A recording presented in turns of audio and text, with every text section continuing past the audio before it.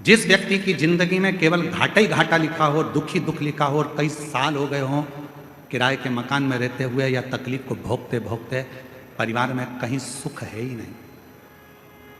दो पौधे को याद रखना, और दोनों पौधे की कथा हमने पूर्व में सुना चुके, मंदार और शमी, दोनों की कथा सुनाइए। एक नियम बना लो, 2 महीने शिवरात्रि आती है, हर महीने शिवरात्रि पड़ती है, महीने में 2 बार प्रदोष पड़ती है। या तो प्रदोष का नियम बनाओ या शिवरात्रि का नियम बनाओ। प्रदोष काल में शाम के समय 5 या 7 किसी के आगे हाथ नहीं फैलाना पड़ेगा। मेरा देव अधिदेव महादेव स्वयं भंडार भरना प्रारंभ करते हो, वैसी की वैसी पूजन करो, आरती करो, थोड़ा सा भोग लगाकर। प्रदोष काल में या तो प्रदोष हो या शिवरात्रि हो, दोनों को मिलाकर उसका शिवलिंग बनाकर उस शंकर का पूजन 365 तरीके से करते हैं। जीवन का कभी भी कोई भी तकलीफ, कोई भी कष्ट जब होता है और हम भगवान शिव के पास जाकर अपने पार्थिव लिंग पूजन कर कर बस उस पात्र को तुमने उठा लिया, देखा शंकर के शिवलिंग पर बहुत सारा कुछ ना कुछ पदार्थ लगा था, तुमने वही पानी शिव पर डाल दिया और उसी पानी को झेलकर तुमने पी लिया, जिसके फल स्वरूप तुम्हें इस जन्म में राजा का जन्म मिला, पत्नी मिली, बच्चे मिले, घर मिला, परिवार मिला, सुख मिला, सब कुछ मिला। पर पिछले जन्म का एक पुण्य तुम्हारे को राजा बना देता है, पिछले जन्म का कुछ पुण्य तुम्हारे को फिर उस राज्य को छुड़ा लेता है। हाथ जोड़ लिए सुख ने, आप बताओ महाराज, आप आज्ञा दो, अब मुझे वो राज्य कैसे मिलेगा। तब पथिक ने कहा, उस राज्य को पाने का सबसे सुंदर तरीका है शंकर के शिवलिंग के पास जाओ और शिव को फिर एक लोटा जल चढ़ाना प्रारंभ करो, वो सुख वापिस ले। हमसे लोग पूछते हैं एक लोटे जल में क्या है, एक लोटे जल में ऐसा क्या है, एक लोटे जल में इतना वैभव कैसे है, एक लोटे जल में इतना सुख कैसे है, एक लोटा जल सारी समस्या का हल कैसे हो सकता है, एक लोटा जल श्री शिवाय नमस्तुभ्यम सारे दुखों को कैसे हर सकता है। आखिर इस मंत्र में, आखिर इस जल में ऐसा होता क्या है। हम कहते हैं हमसे मत पूछो, तुम्हारी जिंदगी में तकलीफ आए तो चढ़ा के देखो, प्रैक्टिकल करके देखो कि तुम्हें उसमें फायदा मिल रहा है कि नहीं मिल रहा है। मेरे बाबा तुम्हारा हाथ पकड़ रहे हैं कि नहीं पकड़ रहे हैं, वो चाहे, वो कृपा करे, वो करुणा करे।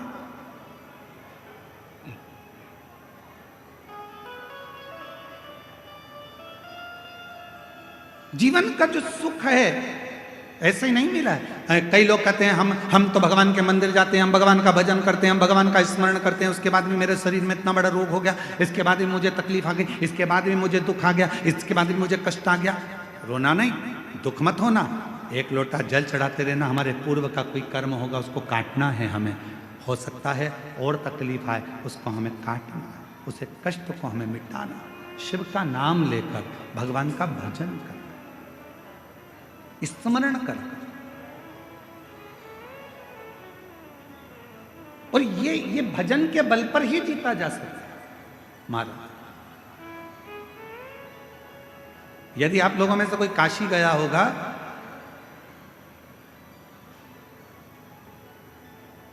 तो काशी में एक जगेश्वर महादेव हैं।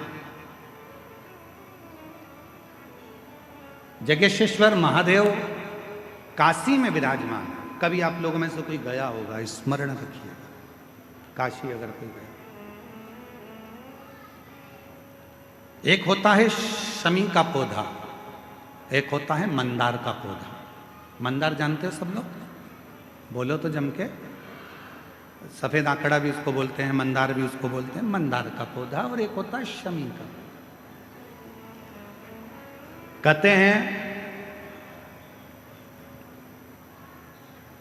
जिस व्यक्ति की जिंदगी में केवल घाटा ही घाटा लिखा हो, दुख ही दुख लिखा हो और कई साल हो गए हों किराए के मकान में रहते हुए या तकलीफ को भोगते भोगते, परिवार में कहीं सुख है ही नहीं। 2 पौधे को याद रखना, और दोनों पौधे की कथा हमने पूर्व में सुना चुके, मंदार और शमी, दोनों की कथा सुनाइए कि ये कौन से मुनि थे, कौन से ऋषि के बेटे थे, ये मंदार और शमी किसके पुत्र थे, सब कथा सुने। आप YouTube पर सर्च करिएगा तो आपको कथा पूरी मिल जाएगी। आप सोचो, जिसकी जिंदगी में दुख ही दुख लिखा, कष्ट ही कष्ट लिखा, परेशानी परेशानी लिखी। तो मंदार और शमी ये दो पौधे ऐसे हैं जो जीवन में सुख प्रदान करते हैं। एक नियम बना लो, 12 महीने शिवरात्रि आती है, हर महीने शिवरात्रि पड़ती है, महीने में 2 बार प्रदोष पड़ती है।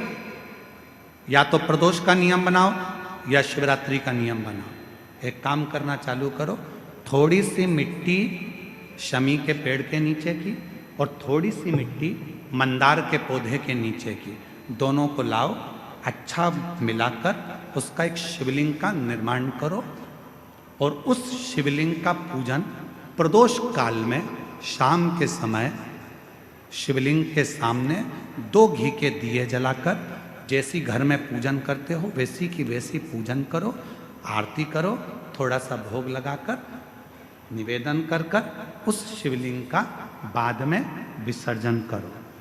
5 या 7 प्रदोष कर लो या 5 या 7 शिवरात्रि कर लो, आपको किसी के आगे हाथ नहीं फैलाना पड़ेगा।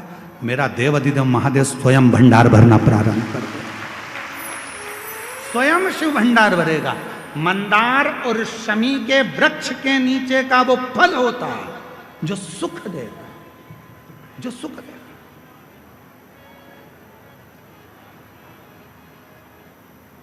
जो हमें आनंद प्रदान करता है। मंदार मतलब आप लोग जानते हो, वो सफ़ेद आंकड़े की जो जड़ होती है, आंकड़ा होता है, उसके छोटे छोटे फूल होते हैं मंदार के, भगवान शंकर को चढ़ते हैं। और शमी की पत्ती तो आप लोग जानते ही हो, शमी का पत्र, इसके पौधे के नीचे और उसके पौधे, इसका वृक्ष और उसके वृक्ष के नीचे की थोड़ी थोड़ी मिट्टी प्रदोष काल में, या तो प्रदोष हो या शिवरात्रि हो, दोनों को मिलाकर उसका शिवलिंग बनाकर उसकी आराधना, उसकी अभी हम कथा में एक बड़ा सुंदर व्याख्यान बताएंगे। जब घर में एक बीमार होता है, दूसरा ठीक होता है, दूसरा बीमार होता है, तीसरा ठीक होता है, उसका भी स्मरण इसमें मंदार और शमी के पौधे के नीचे की मिट्टी का वर्णन। पर उससे पहले मैं, हमारे बीच में सांसद महोदय जी विराजमान है, मैं निवेदन करूंगा सांसद महोदय जी से कि 2 शब्द आपके सबको मिले, उसके बाद फिर कथा हम अपनी पुनः प्रारंभ करेंगे। बड़े प्रेम से जोरदार खुश हो रहे थे।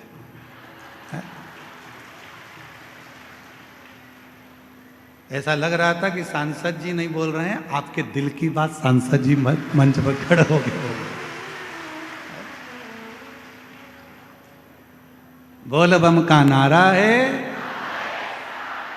हर हर महा। राजा सुख की कथा चल रही है।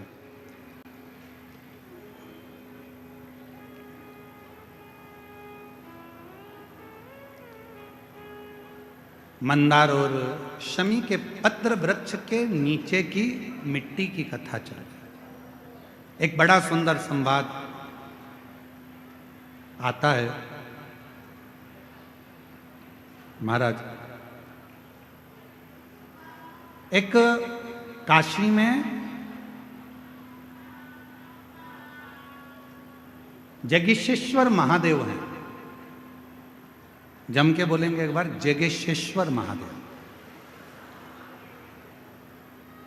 अपन जय बोलते ना, जय जय जय जय जय, जगेश्वरेश्वर महादेव काशी में विराजते हैं। कभी मौका लगे, एक बड़ा सुंदर संवाद इसके अंतर्गत मिलता है कि एक बार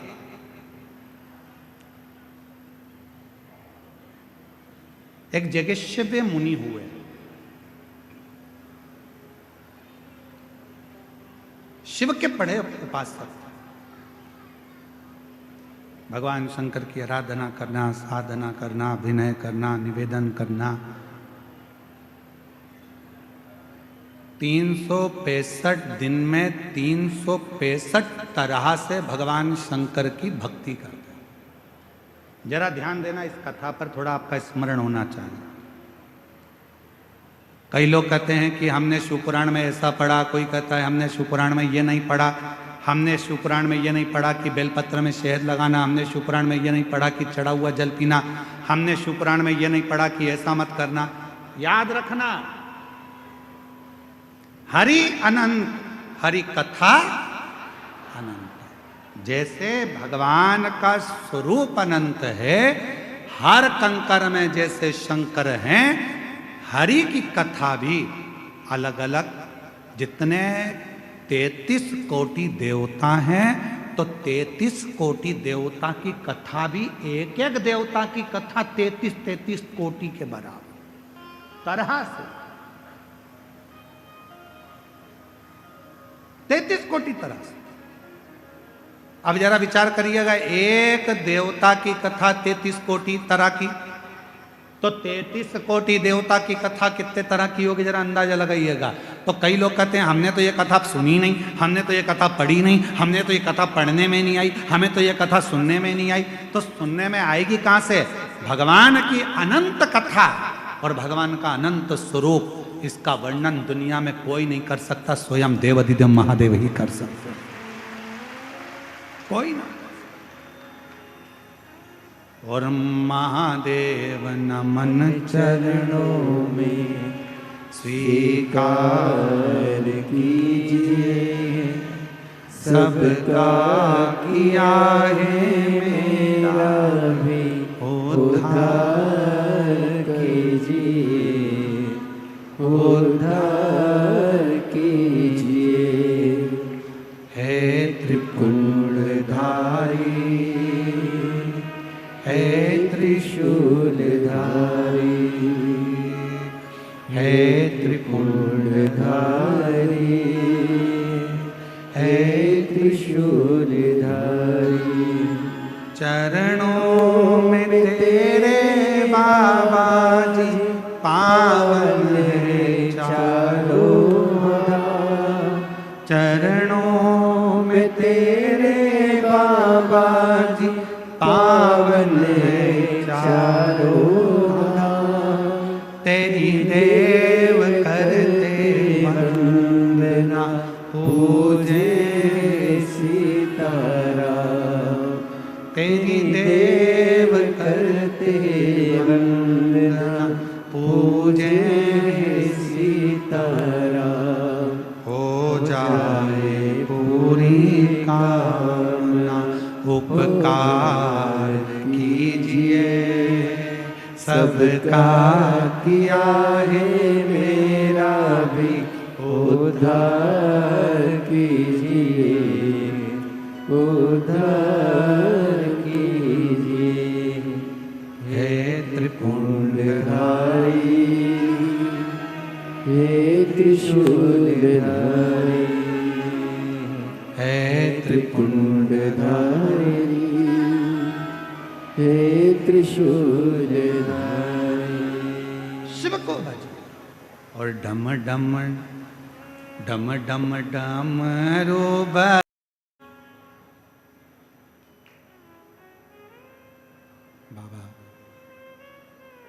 देवाधिदेव महादेव भगवान शिव, ओगड़दानी त्रिकालदर्शी कैलाशी अविनाशी, भगवान शंकर की पवित्र कथा कर रहे हैं। शिव महापुराण की कथा वर्णन कर रहे हैं। सुख राजा ने शिव जी को वापस जल चढ़ाना प्रारंभ करा और राजा के पास में वैभव आना प्रारंभ। एक भगवान का नाम और एक भगवान शंकर पर चढ़ा हुआ जल हमारे पूर्व के पाप कर्म को धो देता है, समाप्त कर देता। महाराज जगदीशेश्वर महादेव का जो मंदिर है काशी में, जब व्यक्ति के जीवन में कहीं पर किसी भी रूप में उसके जीवन में जब तकलीफ आती है, कष्ट आता है और बहुत ज़्यादा जब वो रोग से ग्रसित होने लगता है, सावधानी से सुनिएगा कथा को, अपने जीवन में उतारिएगा। तब कभी काशी में आप जाएं तो एक जगेश्वव्य ऋषि मुनि हुए, 365 दिन 365 तरह से शिव जी की आराधना करते, 365। एक बार भगवान जब काशी से बहुत दूर चले गए, मंदार पर्वत पर काशी नहीं आए, तब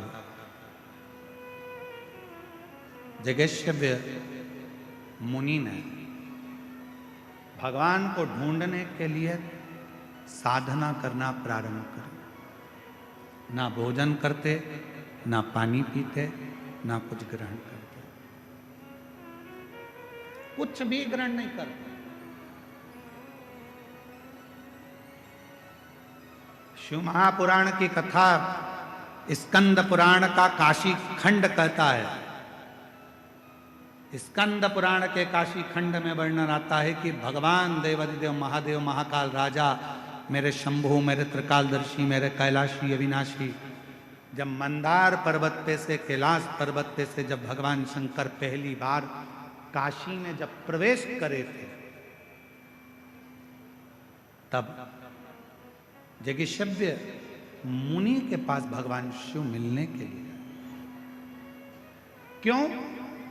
कारण क्या हुआ ऐसा कि भगवान शंकर सबसे पहले काशी में आकर जगेश्वय मुनि के पास पहुंचे?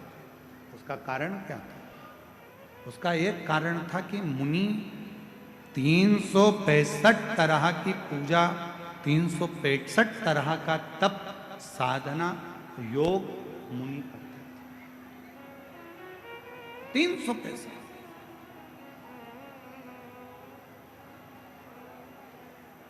जिस दिन मुनि एक तरह की पूजन को भूल जाते थे,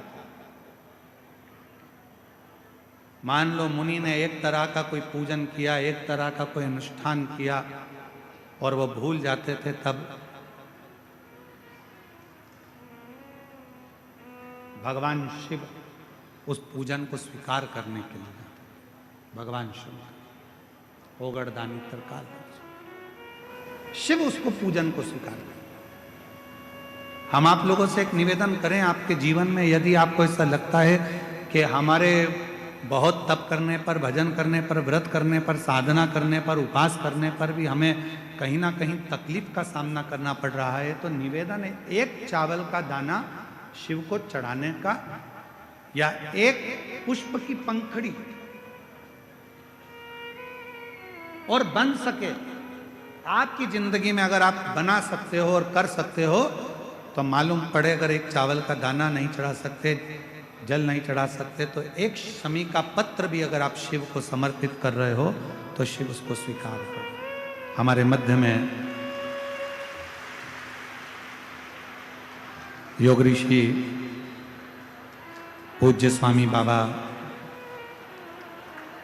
रामदेव महाराज जी पधारे। एक बार जोरदार ताली बजाकर स्वागत, जोरदार ताली की गर्जना करिए। ऐसे मुनिवर का आगमन, जिनकी योग साधना ने संपूर्ण देश में एक अलख जगाई है, एक बार जोरदार ताली बजाएं। और पूरा राष्ट्र ही, पूरा विश्व योग साधना के इस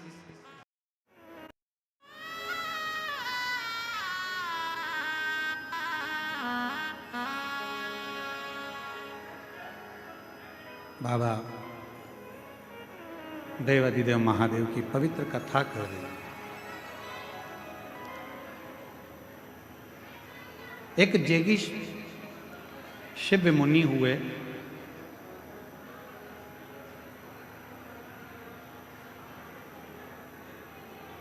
जेगी शिव मुनि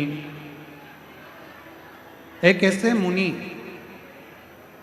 जो भगवान शंकर का पूजन 365 तरीके से करते थे। प्रतिदिन सेवा का, पूजन का क्रम उनका अलग होता था और 365 तरीके से भगवान शंकर को रिझाते थे। स्कंद पुराण का काशी खंड कहता है कि वो काशी खंड की कथा वर्णन करती है कि एक ऋषि के लिए भगवान देवादिदेव महादेव कैलाश छोड़कर आते हैं और उन ऋषि को दर्शन देते हैं। कथा के माध्यम से हम वर्णन करें, कभी आप काशी जाएं तो जेगीशिवेश्वर महादेव का दर्शन अवश्य करें। जीवन का कभी भी कोई भी तकलीफ, कोई भी कष्ट जब होता है और हम भगवान शिव के पास जाकर अपने मन की बात करते हैं तो शिव उसको स्वीकार करते हैं। जैसे एक दुंदुभी नाम का असुर हुआ,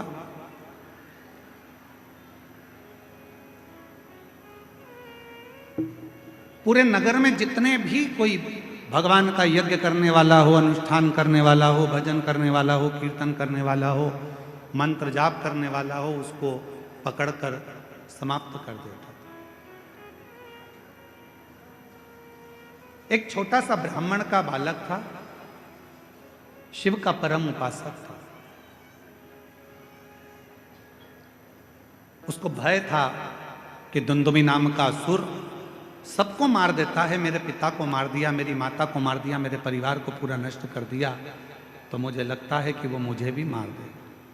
एक बार भूलवश बेलपत्र के पेड़ के नीचे वो बैठकर भगवान शंकर की एक पार्थिव लिंग का पूजन कर रहा था, पार्थिव लिंग का अनुष्ठान कर रहा था। और पार्थिव लिंग पूजन कर कर बस वो बैठा ही था, इतने में वो दुंदुभी नाम का असुर एक सिंह के रूप में आ गया, शेर के रूप में। और जो वो असुर आया इस बालक को खाने के लिए, मारने के लिए, वृक्ष के नीचे बैठकर शिव का नाम का उच्चारण कर रहा था। बेलपत्र का एक पत्र उसके मस्तक पर आकर गिर गया। इतने में भगवान देवाधिदेव महादेव पार्थिव लिंग में से प्रकट हो गए और उस सिंह को, उस शेर को समाप्त कर दिया और शिव जी का नाम बृगेश्वर महादेव पड़ गया। शिव बृगेश्वर महादेव के रूप में। शिव कथा कहती है, विदल और उत्पल दो असुर मां पार्वती जी की सुंदरता देखकर उनकी ओर ललायित हुए। पार्वती जी ने कुंदुक का प्रहार कर कर विदल और उत्पल को मार दिया। वो कुंदुक भगवान देवाधिदेव महादेव के चरणों में जाकर लगा तो शिव जी का नाम कुंदकेश्वर महादेव। शिव महापुराण की कथा में कुंदकेश्वर नाम की बड़ी महत्वता है। कहते हैं जिस औषधि को आप ले रहे हो, दवाई को आप ले रहे हो, डॉक्टर से जांच करा रहे हो, चेकअप करा रहे हो, सारी चिकित्सा आपकी चल रही है, और दवाई यदि शरीर में नहीं लगती है, औषधि अगर शरीर में नहीं लगती है, डॉक्टर का चेकअप कराते रहो, दवाई लेते रहो, साथ में कुंदकेश्वर महादेव का नाम लेकर जो औषधि दी गई है, दवाई दी गई है, उसको कुंदकेश्वर महादेव का नाम लेकर यदि आप खाते हो तो निश्चित है वो दवाई असर करना प्रारंभ कर देती है, वो औषधि असर करना प्रारंभ करती है। विदल और उत्पल का संहार कर कर जो चरण में जाकर कुंदुक गिरा तो शिव जी का नाम कुंदकेश्वर हो। आगे वर्णन आया है, मां जगत जननी जगदम्बा अम्बा ने भगवान के विवाह के लिए प्रस्ताव रखा है। भगवान शिव ने कहा क्यों चिंता करते हो, विवाह ही तो करना है, मैं देवऋषि नारद को आज्ञा दे देता हूं, नारद जी लड़की ढूंढ लेंगे और बच्चों का विवाह हो जाएगा। पार्वती जी मुस्कुराकर बोली जिसकी खुद शादी नहीं हुई वो कहां लड़की ढूंढने जाएगा।